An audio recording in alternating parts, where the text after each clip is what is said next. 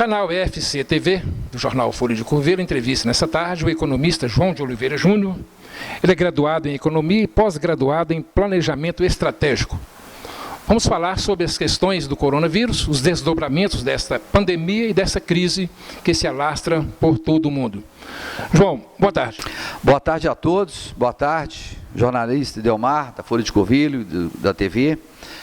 Estamos aqui tentando contribuir e esclarecer alguns pontos importantes nesse difícil momento nacional.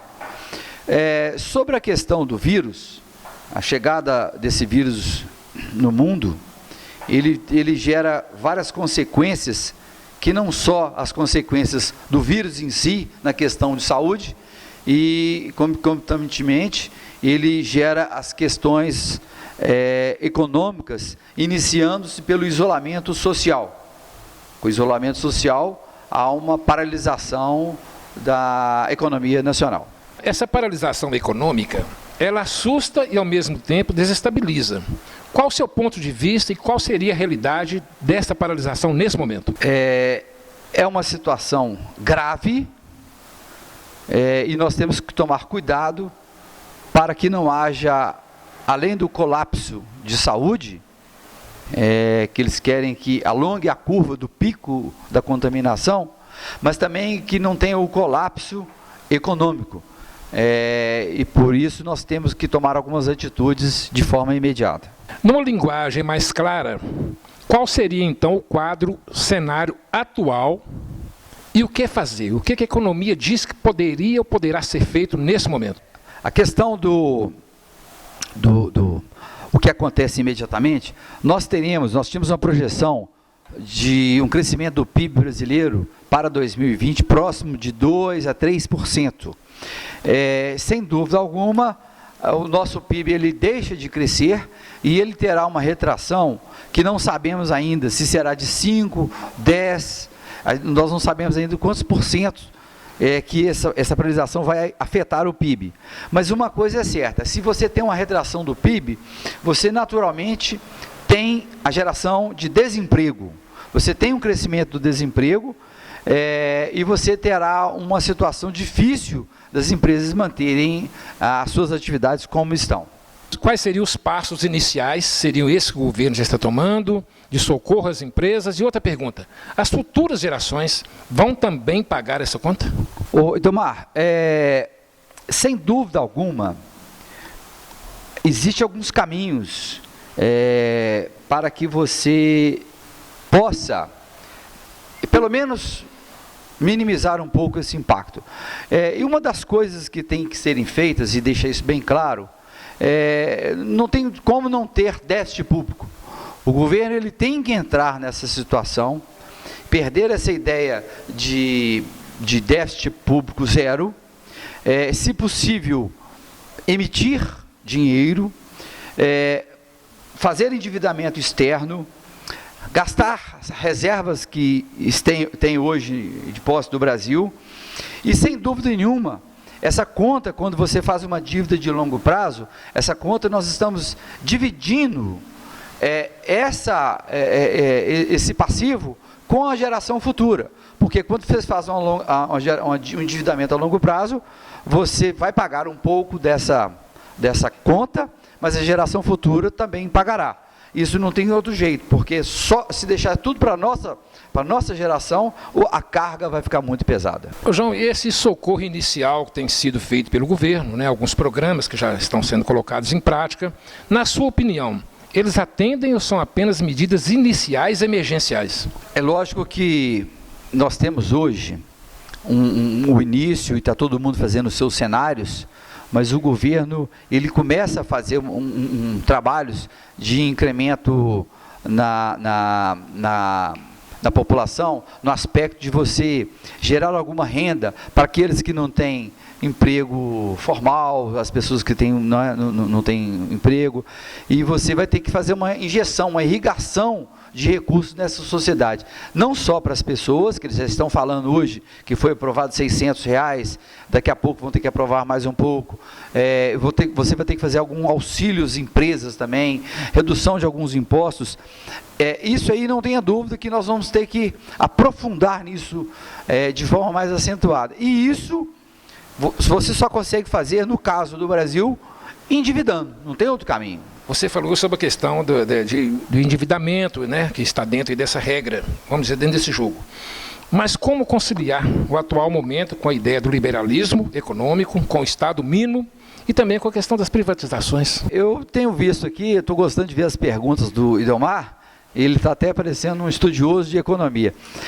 Realmente, você tem dois momentos importantes. O Brasil, em 2020, ele estava sendo preparado para uma grande retomada do crescimento, com os fundamentos econômicos importantes, buscando o liberalismo econômico, buscando privatizar empresas, buscando dar mais agilidade ao Estado, ao governo, né, a posição brasileira.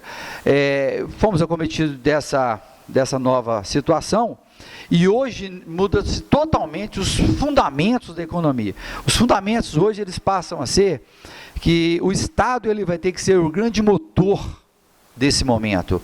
A ideia do Estado mínimo ele vai ter que ser encostado um pouco e o Estado ele vai ter que ser o grande propulsor da economia, porque as nossas pontes caíram, houve muitos problemas de modo geral, entre aspas, né?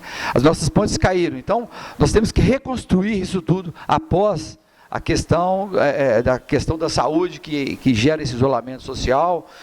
Passado isso aí, nós vamos ter que fazer esse investimento. E o Estado é o que tem que ser o grande motor, o grande injetor de energia nessa situação, nesse momento. E existem teorias, em 1929, existem teorias que você tinha a intervenção parcial do Estado na economia. É o que chegou agora. O Estado ele passa a ser esse grande protagonista. João, você falou na questão do endividamento, né, que vai ser fundamental, entre aspas, naturalmente. Você falou também em reconstrução. Você poderia dar alguns exemplos de reconstruções, como que elas ocorreram, e também, se foi também a base do endividamento? Tragédias, guerras, sempre tivemos no mundo. Historicamente, nesses grandes momentos, nessas grandes depressões, como cito a depressão de 29, teoricamente o mundo quebrou.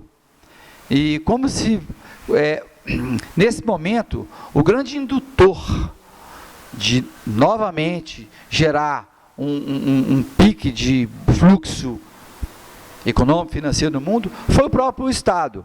Então, você não tem jeito, você paralisa um pouco essa ideia de deixar o Estado mínimo e injeta essas posições. A Segunda Guerra Mundial também, você teve vários programas de reconstruções, de diversos países que conseguiram dar excelentes resultados econômicos nesse momento. Sem ser em tragédias, sem ser em pandemias, nós tivemos um período aqui, o período JK, do nosso quase vizinho Juscelino Kubitschek. Ele, quando colocou o projeto 50 anos em 5, ele pegou o Brasil num ponto e realmente ele conseguiu fazer Brasília. Ele abriu o oeste brasileiro, o centro-oeste brasileiro, que hoje é um grande produtor de soja e tudo mais, mas ele pegou a nossa dívida em dólar e triplicou. Mas ele hoje, se você analisar a transferência da capital do litoral para o centro-oeste, ele abriu um outro Brasil. Então também teve pontos muito positivos nisso aí. Se pegarmos aqui o período do governo militar, eles fizeram vários investimentos também, buscando recursos, até emitindo moeda. Mas fizeram grandes projetos, executaram Itaipu, Ponte Niterói, vários projetos, várias empresas estatais que foram, enormemente falando, aumentadas, e hoje são empresas de importância para a nossa comunidade. João, você falou aí sobre a questão da emissão de moedas que ocorreram, né, no período JK, também no período militar, etc. Para o povo entender, esses investimentos que o governo está fazendo nesse momento, esses programas, enfim, de onde que esse dinheiro está saindo? O Brasil ele tem algumas reservas, nós temos os tributos, e nós também temos outras maneiras de você captar esses recursos. A questão é que tem um período que o governo não consegue fazer isso. Tem um período que ele pode fazer buscar alguns novos conceitos para conseguir alavancar isso aí, mas ele tem um limite. E esse limite, e também essa emissão monetária, ela pode gerar inflação. Quando a gente fala de ter problemas para gerações futuras, porque se ele emite muito agora, ele gera uma inflação que vai penalizar o futuro. Mas não tem outro caminho. O momento agora é esse mesmo. O governo ele tem que buscar recursos, ele tem que fazer essa proteção social, ele tem que ajudar as pessoas que estão em estado mais difícil, ele tem que ajudar não só os formais, mas os grupos informais e principalmente ajudar as empresas a manterem o seu nível de emprego, que é muito difícil nesse momento. Vamos agora falar de um assunto que eu acho que é de mais interesse ainda dos curvelanos. João, diante de tudo isso que você traçou, Curvelo, como fica nesse cenário? Curvelo não é uma bolha separada do mundo, nem do Brasil e nem de Minas Gerais. É lógico que nós sofreremos repercussões advindas desse novo cenário. Eu tenho analisado e conversado com algumas pessoas que me ligam, conversam comigo, o seguinte: nós temos um cenário mundial que interfere no cenário nacional, nós temos um cenário nacional que interfere no cenário estadual, e temos um cenário estadual que interfere no nosso município, que assim interfere no nosso bairro, nossa rua, e assim sucessivamente. Mas é importante analisar que cada um tem que buscar o seu também, depois desses macro atuações acontecerem, nós temos que imaginar que cada um vai também buscar a sua fórmula particular de tentar bater a mão na poeira e sair, vamos lá, tal. Curvelo é uma cidade muito agraciada por alguns pontos, porque apesar de estarmos vivendo um momento muito difícil no Brasil, e principalmente agora, mas eu estive analisando, Idelmar, nos últimos 2 anos, os números de Curvelo, que isso aqui não significa nada para o futuro, mas já é um indicativo. Nos últimos 2 anos, para Curvelo, o ano de 2018 e 2019, num cenário de CAGED, são números ligados ao Ministério da Economia, que estão de posse do estudo que eu tenho feito aqui, a geração de emprego formal no Brasil em 2018 foi de 1,4%. Curvelo, 4,36%. Em 2019, a geração formal de emprego foi de 1,68%. Curvelo, 4,56%.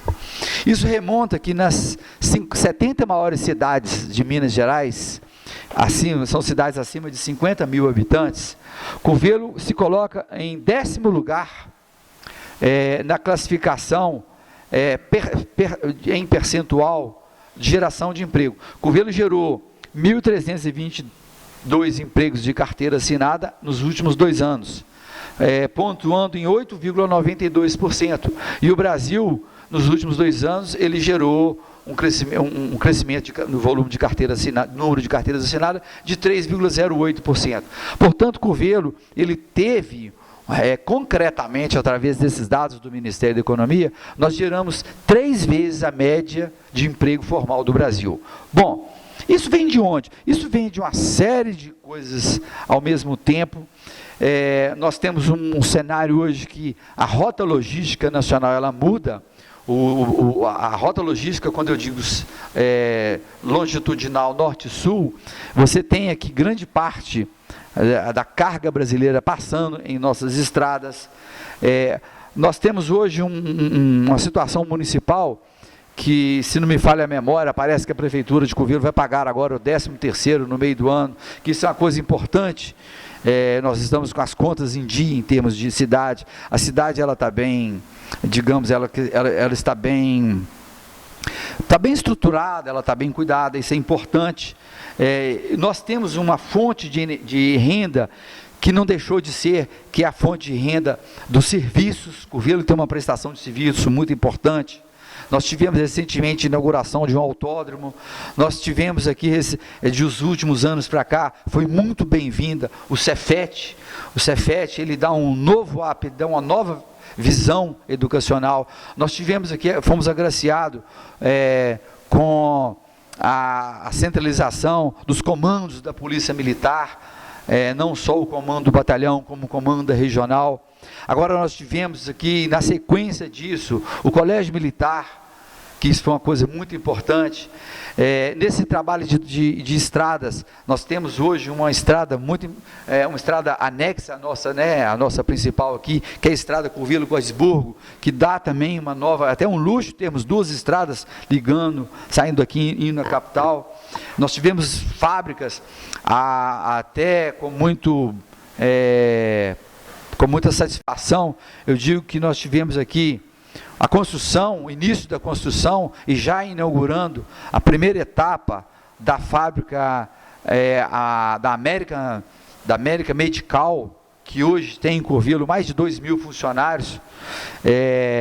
Nós tivemos aqui a inauguração de uma fábrica nova de calçados, que realmente agora, com o impacto nesse impacto da economia, parece que ela teve suas atividades paralisadas, retornando na hora que as coisas se acalmarem.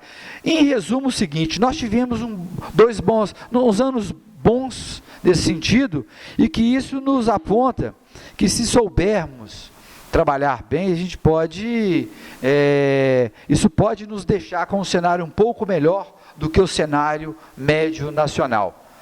Porque nós temos, então, nós temos economia rural, nós temos economia do serviço, e nós temos esse processo de industrialização. Nós temos aqui agora que vamos ter a duplicação da rodovia, que vai gerar, que eu acredito, mais de 1.000 empregos, nesse momento importante. Então, isso tudo vem a calhar, mostrando que a gente pode também sacudir a poeira e partir para cima de uma tentativa de melhor cenário. Eu colocaria aqui como um ponto importante, nessa união de forças, fazermos uma força-tarefa importante para alavancarmos esse momento econômico. Eu até sugeriria aqui que um ponto importante é a construção civil. Delmar, a construção civil, ela tem uma cadeia produtiva muito grande. Então, eu faria nesse momento uma força-tarefa porque você só pode construir tendo permissões legais, através de seus alvarás de construção e coisas nesse sentido. E que é muito importante nós acelerarmos nesse momento agora, custe o que custar, até se precisarmos de contratarmos 1 ou 2 ou 3 profissionais para liberarmos os alvarás de construção de forma mais rápida, para aqueles que quiserem reformar, construir, porque é um ponto de geração de emprego e um ponto de venda de mercadorias, um ponto de venda de areia, é uma cadeia produtiva enorme. Então, em resumo, a gente consegue sentar, vamos sim tentarmos, cada um fazendo sua parte, fazermos o bem para a nossa comunidade. Muito sábias as suas colocações, e para concluir, você teria mais alguma consideração a fazer? Acho que a gente, como curvelano, nós todos como curvelano, gostamos, amamos nossa cidade. Eu fico triste que é um momento de muito sofrimento para as famílias que tiverem pessoas adoecidas, e eu acredito que o nosso sistema de saúde, junto dos hospitais, junto à Prefeitura de Curvelo, junto ao Estado, a própria União, vão conseguir, a 3, 4 mãos, nos aliviarmos um pouco desses problemas iniciais. E assim que passar, se Deus quiser, passará o pico dessa contaminação e e desses problemas virais, possamos aí sim montarmos o nosso caminho para essa trajetória de reconstrução e de entrarmos novamente no eixo do desenvolvimento, como eu acredito que nós estamos. Obrigado, Delmar, obrigado a todos.